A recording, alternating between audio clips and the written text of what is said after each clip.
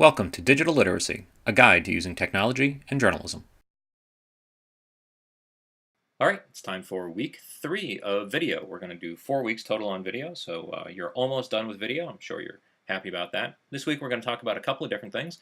First thing we're going to talk about is B-roll. Now, when we laid down our video and audio last week, we had 3 separate clips, if you remember, of Mr. Bentley speaking. Now, there's 2 breaks in there to separate the 3 different clips. If we just post that online and play it as it is, what's going to end up happening is it's going to sound okay, but you're going to watch Mr. Bentley's head sort of snap from one position to the next as you go over those transitions between the different clips. So what we're going to do is we're going to add some B-roll or cover shots to cover that up. Next thing we're going to do is we're going to go in and we're going to add some transitions where they're needed. Now what we're going to do is start with what are called straight cuts. These are similar to the ones that we had in sound slides. And we may put in a cross dissolve, maybe a fade in, fade out, probably not on a news story. For the most part, news stories, you want straight cuts. We're also going to be adjusting the audio levels as we go along. Some of the B-roll that we're going to use has audio associated with it. Some of it's pretty loud. If we leave it at its normal level, what's going to end up happening is it's going to overwhelm Mr. Bentley speaking. All right, so let's go ahead and bring up our demo piece from last week. You can see we've got our timeline down here along the bottom. We've got a viewer that's blank at the moment. We've got Mr. Bentley over here in our canvas area. What I want to do is I just want to listen for maybe the first 30 seconds or so that we can hear what he's talking about, and then we'll see if we have some video that we can use to match up against that. So let's go ahead and listen to Mr. Bentley speaking. I'm Cecil Bentley, have a couple of different titles. One is oversee external relations, and that involves career services and corporate relations, but also am assistant director for the Cox Institute for Newspaper Management Studies, which involves the college editors seminar we hold every summer. MSEEN is the management seminar for college news editors. It's funded by the Cox Institute, as I mentioned earlier. Subsidizes about half the cost. If you are a campus news organization leader. All right, so I'm going to stop that there. And in the first couple of moments there, that first 30 seconds, he talks about a couple of different things. He talks about the fact that he's the career services director, does some outreach work, and he also is the assistant director for the Cox Institute. Now, none of those are particularly visual things. However, what we do have is some video of the college. So we're going to use that to cover it up. So I'm going to double click on my video source file here, and I'm just going to grab the yellow scrubber and fly back, and hey, look at that. We have some footage of the college, little Georgia logo there, one of the original ones, and then we've got some students back here doing some work, and we also have part of this multimedia day that he's going to talk about a little later on. So I think what we're going to do first is let's do one of our overalls. Let's get a scene setter of the college. All right, so let's find this, and let's just make sure that this is kind of stable here, so I'm just going to hit play real quick. And it stabilizes about there, so I'm going to put an in point right there. Just tap the I key. Now normally what we were doing last week was we were putting an in point and an out point on our viewer side, on our source side. This week we're going to do it a little bit different, because what we want to be doing is we want to be matching the video up to the audio. And one of the things we want to be thinking about is we want to put transitions from one clip to the next wherever there's some punctuation. So wherever, if you were transcribing this, you had a comma or a period or a semicolon or a colon, those are natural places to go ahead and change the audio. So I've got an in point on my source side. I'm going to come back over here to my canvas side, and let's see where the first place we want to put this in. Now, one of the things we're going to do next week is we're going to put in some graphics. We're going to put a name title up there. Usually for name titles, you want 5 or 6 seconds so that it gives folks enough time to read that. So let's scoot in here and see, once we get past the 5 or 6 second mark, if there's a natural place to be able to pop up a little footage of Grady College. I'm Cecil Bentley, have a couple of different titles. One is oversee external relations, and that involves career services and corporate relations, but also am assistant director for the Cox Institute for Newspaper Management Studies. Okay, so when he starts talking about the Cox Institute, that's probably the most logical place to go ahead and put this in. So let's back up, find the in point for that. And that involves career services and corporate relations, but also am assistant director. All right, so let's go back and find where he says but also. Just using the left arrow key here.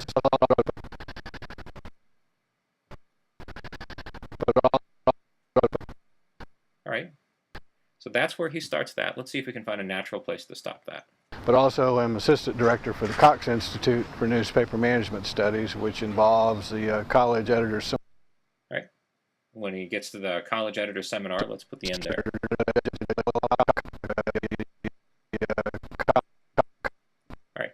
Now what I'm going to do is I've got an in point already set on both sides. I'm going to put my out point over here on the canvas side.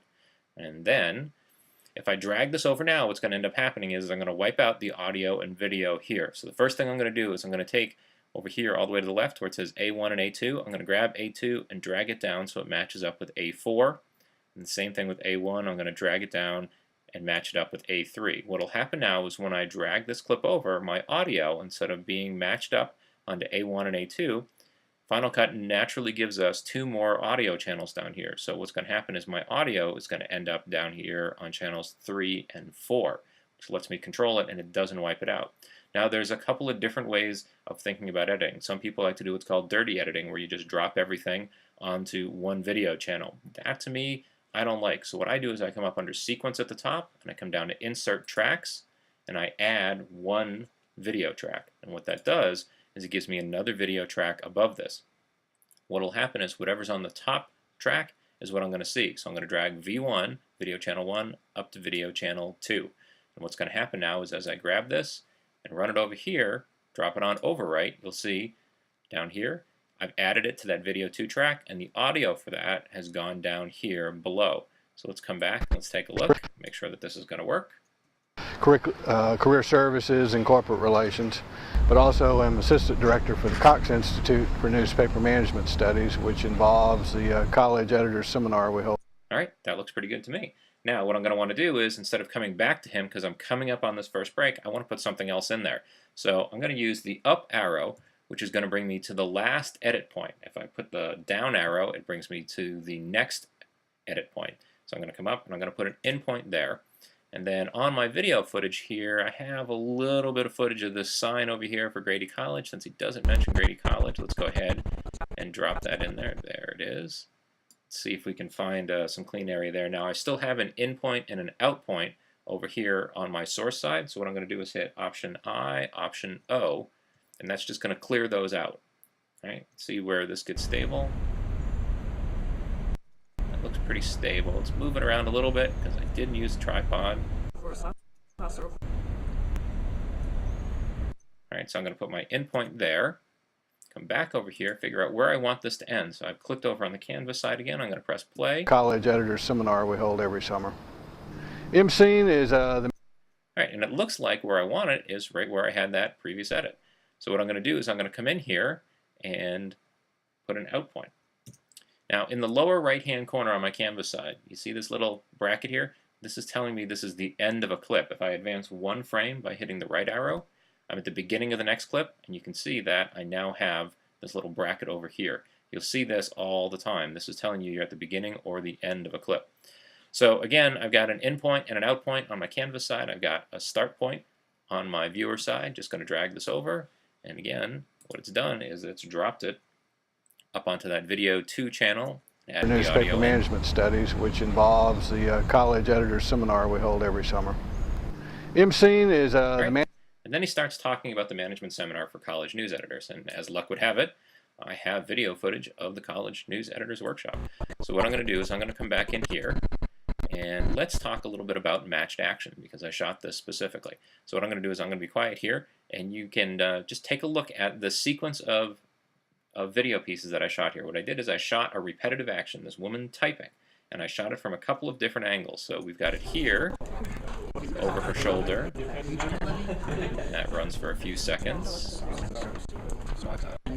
And then we see her in profile, so I've moved about 30 degrees. And then as this continues on, I zoomed in a little bit closer. Actually, I physically moved in a little bit closer because we don't like to use the zoom on these Kodak cameras because it's a digital zoom, not an optical zoom. Then I moved around some more and shot straight down on her. So we've got a whole bunch of different clips to start with. So what I'm going to do is I'm going to come back here, and that second clip where we can see her, this is where I want to start from. Okay, I was born in Fort Worth. So we get stable right around there, so I'm going to put an in point there. All right. I'm going to come back over here onto the canvas. I'm going to hit the up arrow, which brings me to that edit point. I'm going to put an in point there. Now, because I'm not so worried about matching this with Mr. Bentley's audio here, what I want to be doing is doing a matched action where I'm going to try and mimic the movement of her hands. I want to give us, say, 3 seconds of this to be able to see how it looks. So let's just take a look, go about 3 seconds out. Okay, I was born in Fort Worth. So, All right, that's about 3 seconds. Let's go 4. I'm going to put an out point there. I'm going to drag this over. All right. Now I'm looking at where her fingers are.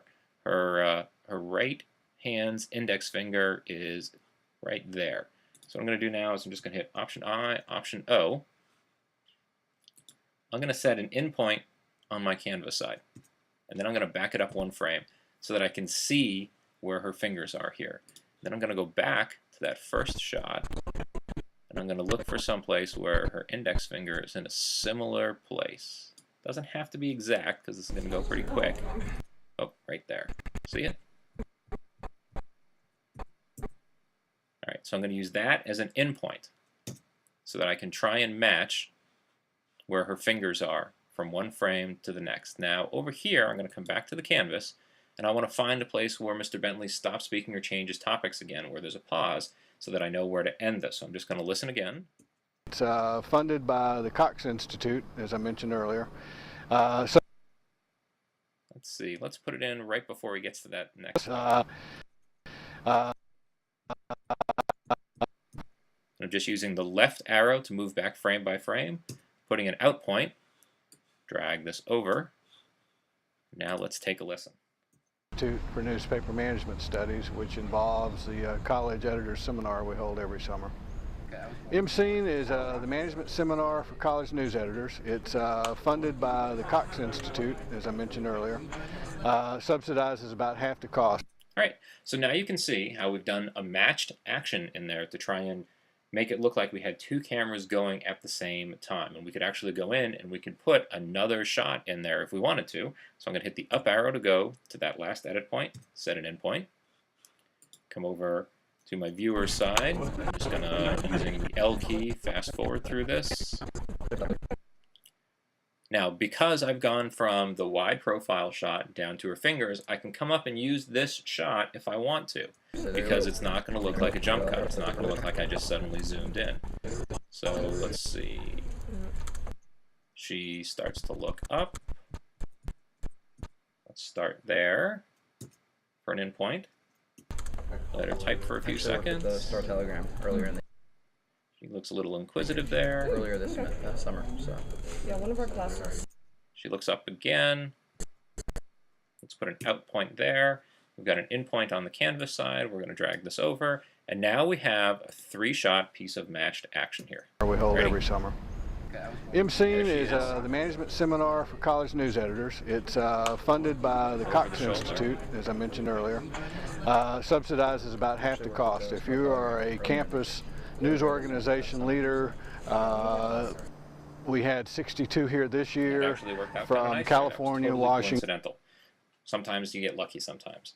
All right, so that's the basics of how you're going to do your B-roll. Now I've got more footage in here, and if I were to continue along this way, I'd go ahead and I'd drop more to cover up most of the rest of what Mr. Bentley is saying. And when you come back next week, we'll have put all of that stuff in there so that you can take a look at that. But we have a couple of things that we need to do in here. One, I want to think about this transition that we have from Mr. Bentley speaking into this footage of the college here. And for that, I want to try and put a cross-dissolve transition on there. So I'm going to come up to this tab next to my demo tab called Effects, and I'm going to come down to Video Transitions, and then Dissolve. And there's a couple of things in here. The first one that I want to use is something called a cross-dissolve. So I'm going to double-click on that, and it's going to appear here in my viewer. And right now this is set for a 1-second cross-dissolve, which is kind of long for a video of this length. So what I'm going to do is just click on it to highlight the whole thing, and I'm going to change it from 1 second to 15 frames. Now, this is where time code, a phrase that we haven't talked about before, comes into play. If you're looking at this sequence of numbers, 00000100, the first set of zeros are hours, so 0 hours. The next set is minutes. The 01 is seconds, and then the 00 is frames. Video runs at 30 frames per second. Okay? What I want to do is I want to change this to 15 frames per second.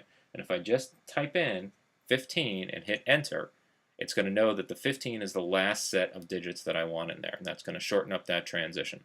What I'm going to do now is come over here to the Effects tab. I'm going to grab Cross Dissolve and I'm going to drag it down, and I'm going to put it on top of this edit here. All right. Now, if I come back and play this, this should play through and corporate and fade relations, into that other video. but also am There we assistant go. director for the Cox Institute. All right. And if I wanted to do that at the end of this and fade back into Mr. Bentley, I just take it and drag it down again into here. I click here, we can watch. This is just going to fade out ever so We gently. had 62 here. Okay, and you can adjust that so that that it's 15 frames. It's a second is the default. You can do a longer one if you really want a very, very slow transition in there. Not sure why you'd want to. Okay, now one of the problems that we do have in here is when we start picking up this video here, we've also picked up this audio. Now, the first two pieces here, there's no audio that we really need. We don't need the sound of wind rustling through the trees. So what I'm going to do is I'm going to come down here to the very bottom where I see this mountain range, and I'm going to click on that. And what you're going to see now is in all of my audio tracks, I have this little red bar. What I'm going to do is I'm going to click and drag on that red bar until I'm down to negative infinity decibels on those first two clips. And what that does is that silences it. So if we come back up here and play this again, you won't hear that little bit of hum in the background anymore. Services and corporate relations, but also am assistant director for the Cox Institute for Newspaper Management Studies. All right, so that sounds a lot better. Now, in this set of clips that we put down here, there's a little bit of conversations going on in the background. Now, what I want to do is I want to bring the volume of those down, but not completely wipe them out. So what I'm going to do is I'm going to bring them down to -27. All right, -27. I'm just picking -27 as an arbitrary starting point to see how that's going to sound. Now what's going to happen is, much like we had here where we saw a video of Mr. Bentley and then suddenly we saw this, we put a little transition in there, we can put some audio transitions in here as well. And up here under the Effects tab there's an audio transition and it's called a crossfade. So what I want to do is grab this crossfade. If I double click on it, it's going to pop up and ask me the duration. This is a little different than the video. Again, I'm going to do 15 frames. Click OK. I'm going to drag that down and drop it on top of there. And now we're going to press play up here again. Which involves See the how this college looks editor and seminar we hold sounds. every summer. MScene is the management seminar for college news editors. It's funded by the Cox Institute, as I mentioned earlier. All right, -27 decibels, just about wiped that out entirely. I think I do want a little bit of sound, so let's pop this up just a little bit. Let's go to -12 on all three of these. There we go. Try this again. Seminar we hold every summer. MScene is the management seminar for college news editors. It's funded by the Cox Institute, as I mentioned. Okay, that's sounding pretty good. Now, between these clips here, if I want to get real fancy, I'm going to do the same thing. I'm going to drop a little audio transition there. I'm going to drop a little one there, and what that's going to do is that's just going to smooth out the audio transitions. In case there's a conversation or something like that, it'll blend it. Because it's so far buried in the background, I'm not going to worry about it a whole lot. But I also want to put an audio crossfade at the end here. And what this will do is this is just going to mute it as it goes out. So drop that there. We should be done.